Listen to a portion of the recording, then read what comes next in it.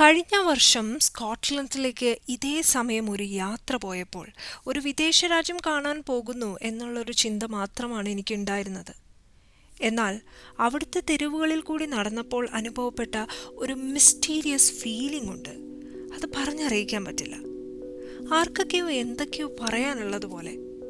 ഒരുപക്ഷെ ഒരു തെറ്റും ചെയ്യാതെ ക്രൂശിക്കപ്പെട്ട, പിന്നീട് മരണത്തിന് കീഴടങ്ങേണ്ടി വന്ന ആയിരക്കണക്കിന് സ്ത്രീകളുടെ വേദനയായിരിക്കും ആ തെരുവുകളിൽ നിറഞ്ഞു നിൽക്കുന്നത്. Welcome to my YouTube channel ഇരുട്ടും വെളിച്ചവും.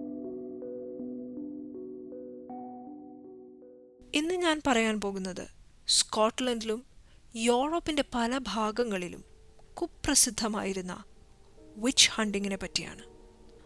1560 മുതൽ 1700 വരെ ഏതാണ്ട് 4000-ലധികം മനുഷ്യരാണ് സ്കോട്ട്ലൻഡിലെ വിച്ച് ഹണ്ടിങ്ങിന്റെ ഭാഗമായി കൊല്ലപ്പെട്ടത്. അതും അതിക്രൂരമായ പീഡനങ്ങൾക്ക് ശേഷം. ശരിക്കും എന്താണ് ഈ വിച്ച് ഹണ്ടിങ്? ആരാണ് ഈ വിച്ചസ്?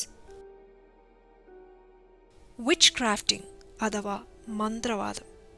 നമ്മൾ മലയാള സിനിമകളിൽ കാണുന്ന, പ്രത്യേകിച്ചും ഹൊറർ സിനിമകളിലൊക്കെ കാണുന്ന മന്ത്രവാദമല്ല. അതിനേക്കാൾ എത്രയോ ഡാർക്കായ, ഡേഞ്ചറസ് ആയ, ഒരു മനുഷ്യന്റെ ബ്രെയിനെ അതിഭീകരമാം വിധം ഒരു ഡെല്യൂഷനിലേക്ക് തള്ളിവിടാൻ സാധിക്കുന്ന വിച്ച് ക്രാഫ്റ്റിംഗ്. നമ്മുടെ നാട്ടിലൊക്കെ ഒട്ടും പ്രതീക്ഷിക്കാതെ ആർക്കെങ്കിലും ഒരു അപകട മരണമോ ഒരു അപ്രതീക്ഷിത മരണമോ സംഭവിച്ചാൽ, അല്ലെങ്കിൽ വളരെ റിച്ച് ആയിട്ടുള്ള ഒരു ഫാമിലി പെട്ടെന്ന് കടം കയറി ദാരിദ്ര്യത്തിലേക്ക് പോയാൽ, മാറാ രോഗങ്ങൾ അനുഭവപ്പെട്ടാൽ, നമ്മുടെ നാട്ടിലെ വയസ്സായ ആൾക്കാരൊക്കെ പറയുന്ന ഒരു കാര്യമാണ്, ആരോ അവർക്കെതിരെ കൂടോത്രം ചെയ്തതായിരിക്കുമെന്ന്. ശരിക്കും പറഞ്ഞാൽ ഈ കൂടോത്രം, മന്ത്രവാദം, ഇങ്ങനെയുള്ള അന്ധവിശ്വാസങ്ങളൊക്കെ നമ്മുടെ ഇന്ത്യയിലും കേരളത്തിലും മാത്രമല്ല നിലനിൽക്കുന്നത്. പാശ്ചാത്യ രാജ്യങ്ങളായിട്ടുള്ള, പ്രത്യേകിച്ചും യൂറോപ്യൻ രാജ്യങ്ങളിൽ ഒരു കാലത്ത് ഏറ്റവും കൂടുതൽ നിലനിന്നിരുന്ന ഒരു അന്ധവിശ്വാസമായിരുന്നു. അതായത്, നന്നായി വിളവെടുത്തുകൊണ്ടിരുന്ന ഒരു കൃഷിഭൂമി പെട്ടെന്ന് കാറ്റോ മഴയോ കാരണം നശിച്ചുപോയാൽ, അപ്രതീക്ഷിതമായ ഒരു പ്രദേശം മുഴുവൻ എന്തെങ്കിലും മാരക രോഗം പടർന്നു പിടിച്ചാൽ, ഒരു യുദ്ധമുണ്ടായാൽ, ആ നാട്ടിലെ അന്നത്തെ ഭരണാധികാരികൾ മുതൽ സാധാരണക്കാരായ ജനങ്ങൾ വരെ വിശ്വസിച്ചിരുന്നത് അത് ഏതെങ്കിലും ഒരു ദുർമന്ത്രവാദിനിയുടെ പണിയാണെന്നാണ്.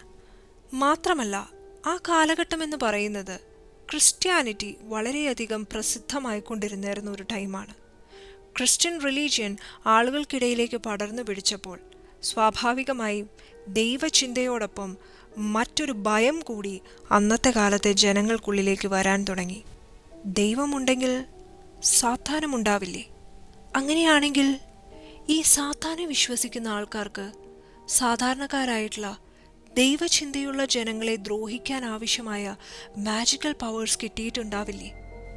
ഒരിരുട്ട് മുറിയിൽ നിറയെ മെഴുകുതിരികൾ കത്തിച്ചു വെച്ച് അതിനിടയിലിരിക്കുന്ന കറുത്ത വസ്ത്രമണിഞ്ഞൊരു സ്ത്രീയും അവൾ സംസാരിക്കുന്ന ഭീകരരൂപിയായ സാത്താനും അന്നത്തെ ആളുകളുടെ മനസ്സിൽ വല്ലാത്തൊരു ഭയം സൃഷ്ടിക്കാൻ തുടങ്ങി. അതുപോലെ ഇങ്ങനെ സാത്താനെ വിശ്വസിക്കുകയാണെങ്കിൽ എനിക്ക് ധാരാളം മാജിക്കൽ പവേഴ്സ് കിട്ടുമെന്നും അതുവഴി എനിക്കൊരു നാടിനെ തന്നെ അടിമയാക്കാമെന്നും നാട്ടുകാരെ മുഴുവൻ പേടിപ്പിച്ചു നിർത്താമെന്നുമുള്ള ചിന്ത മറ്റു ചിലർക്കും ഉണ്ടാവാൻ തുടങ്ങി.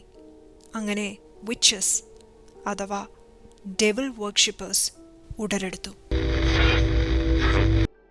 ഇങ്ങനെ വിച്ചസിനെയും വിച്ച് ക്രാഫ്റ്റിങ്ങിനെയും ഭയപ്പെട്ടിരുന്ന അന്നത്തെ കാലത്തെ റിലീജിയസ് ആയിട്ടുള്ള ഭരണാധികാരികൾ ഇതിനെതിരെ ശക്തമായ നിയമങ്ങൾ കൊണ്ടുവന്നു. ഇത്തരം വിച്ച് ക്രാഫ്റ്റിംഗ് നടത്തുന്നുവെന്ന് സംശയം തോന്നുന്ന വ്യക്തികളെ തടവിലാക്കുകയും അവരെ ക്രൂരമായി പീഡിപ്പിക്കുകയും പിന്നീട് അവരുടെ മൊഴി അഥവാ കൺഫെഷൻ എടുത്ത് അവർ വിച്ചാണെന്ന് സമ്മതിച്ചാൽ അവരെ കെട്ടിയിട്ട് ജീവനോടെ ചുട്ടുകൊല്ലുവാനോ തൂക്കിക്കൊല്ലുവാനോ സാധിക്കുന്ന നിയമം. ഈ പീഡനങ്ങൾ എന്ന് പറയുന്നത് ഒരു മനുഷ്യന് സാധാരണ രീതിയിൽ ചിന്തിക്കാൻ പറ്റാത്ത അത്രയും ക്രൂരമായ രീതികളായിരുന്നു. നിറയെ ആണികൾ കൊണ്ടുണ്ടാക്കിയ ഒരു അയോൺ ചെയർ, കുറ്റാരോപിതരായ വ്യക്തികളെ ഈ ചെയറിൽ കൊണ്ടിരുത്തുകയും അമർത്തുകയും ചെയ്യും. ആണികൾ മുഴുവൻ ശരീരത്തിൽ തുളഞ്ഞു കയറി വേദന കൊണ്ട് ആ വ്യക്തി പുളയാൻ തുടങ്ങും, അലറിക്കരയാൻ തുടങ്ങും. ചില കേസുകളിൽ ഈ ചെയറിന് താഴെ തീ കൂട്ടിയിട്ട് കത്തിക്കും. അങ്ങനെ ഇരുമ്പ് കൊണ്ടുണ്ടാക്കിയ ഈ കസേര ചുട്ടുപഴുക്കും. ഒന്ന് ആലോചിച്ച് നോക്കൂ അതിലിരിക്കുന്ന വ്യക്തിയുടെ അവസ്ഥ. മറ്റൊന്നൊരു മെറ്റൽ മാസ്ക് ആണ്. ഇതിൻ്റെ ഒരു സ്പെസിഫിക് ആയിട്ടുള്ള ഡിസൈൻ കാരണം ഇതിട്ടിരിക്കുന്ന വ്യക്തിക്ക് പിന്നെ നാവ് പൊങ്ങില്ല. കാരണം അവർ സംസാരിക്കാൻ ശ്രമിച്ചു കഴിഞ്ഞാൽ ഈ മാസ്കിൻ്റെ വായ്ഭാഗത്ത് വരുന്ന കൂർത്ത ഭാഗങ്ങൾ അവളുടെ നാവിനെ അങ്ങ് കീറിക്കളയും. ഈ മാസ്കും ധരിച്ച് കുറ്റാരോപിതരെ തെരുവിലൂടെ നടത്തിക്കും, അവരെ പബ്ലിക്കലി ഇൻസൾട്ട് ചെയ്യാൻ. മറ്റൊന്ന് തം സ്ക്രൂ ആണ്. ഇതിൻ്റെ ഒരു ഡിസൈൻ എങ്ങനെയാണെന്ന് വെച്ചാൽ ഒരു മനുഷ്യൻ്റെ 2 തള്ളവിരലുകൾ മാത്രമേ ഇതിനുള്ളിലേക്ക് ഇടാൻ പറ്റൂ. ഇങ്ങനെ കുറ്റാരോപിതനായ വ്യക്തിയുടെ 2 തള്ളവിരലുകൾ ഈ സ്ക്രൂവിനുള്ളിലേക്ക് ഇടുകയും ഈ സ്ക്രൂ കൂടുതൽ കൂടുതൽ ടൈറ്റാക്കിക്കൊണ്ടിരിക്കുകയും ചെയ്യും. എത്രത്തോളം ടൈറ്റ് ആവുന്നു അത്രത്തോളം ഈ വ്യക്തി വേദന കൊണ്ട് പുളയാൻ തുടങ്ങും. എല്ലുകൾ ഒടിഞ്ഞു നുറുങ്ങും. എന്നാൽ എത്ര കരഞ്ഞാലും നിലവിളിച്ചാലും ടോർച്ചർ അവസാനിക്കില്ല. ഇതിലെ ഏറ്റവും ക്രൂരമായ ശിക്ഷയാണ് സ്ലീപ്പ് ഡിപ്രിവേഷൻ. കുറ്റാരോപിതനായവരെ തടവിലിട്ട് ഉറങ്ങാൻ സമ്മതിക്കാതിരിക്കുക. അതും ഒരു ദിവസമല്ല, ദിവസങ്ങളോളമോ ആഴ്ചകളോളമോ. എങ്ങാനും ഇവർ കണ്ണടച്ചാൽ ചാട്ടവാറ് കൊണ്ട് അടിച്ച് അവരെ വശം കെടുത്തും. ഇങ്ങനെ ദിവസങ്ങളോളം ഉറങ്ങാതിരുന്ന് ഒരു തരം ഹാലൂസിനേഷൻ്റെ എക്സ്ട്രീം ലെവലിലേക്ക് വിക്ടിം എത്താൻ തുടങ്ങും. ഇങ്ങനെ ടോർച്ചർ മെത്തേഡ്സിലൂടെ കടന്നു പോകുന്ന ഒരു മനുഷ്യൻ്റെ പെയിൻ സഹിക്കാൻ പോലും പറ്റാത്ത അത്രയ്ക്കധികമായിരിക്കും. അത് കാരണമായിരിക്കാം പലരും കുറ്റം സമ്മതിക്കുന്നത്, അയാൾ ചെയ്യാത്ത കുറ്റമാണെങ്കിൽ പോലും, അല്ലേ? ഇങ്ങനെ വിച്ച് ഹണ്ടിങ്ങിൻ്റെ ഭാഗമായിട്ട് ഏകദേശം 50,000-ലധികം മനുഷ്യരാണ് യൂറോപ്പിൻ്റെ പല ഭാഗങ്ങളിലായിട്ട് കൊല ചെയ്യപ്പെട്ടത്. അതിൽ തന്നെയും ഏറ്റവും കൂടുതൽ സ്ത്രീകളായിരുന്നു. ഇതിൽ ഏറ്റവും ഹീനമായൊരു കാര്യം എന്താണെന്ന് വെച്ചാൽ യാതൊരു ബേസോ എവിഡൻസസോ ഇല്ലാതെയാണ് മിക്ക സ്ത്രീകളെയും വിച്ചസായി കണ്ട് കൊന്നിരുന്നത്. അതായത് അയൽപക്കത്തൊരു സ്ത്രീയുണ്ട്.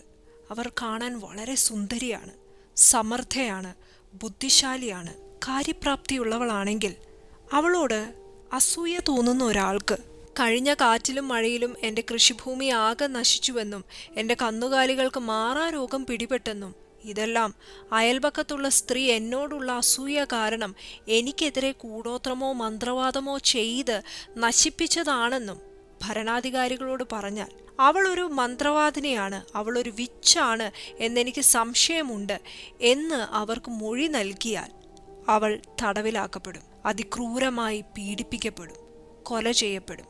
ഇങ്ങനെ എത്രയോ കഥകൾ.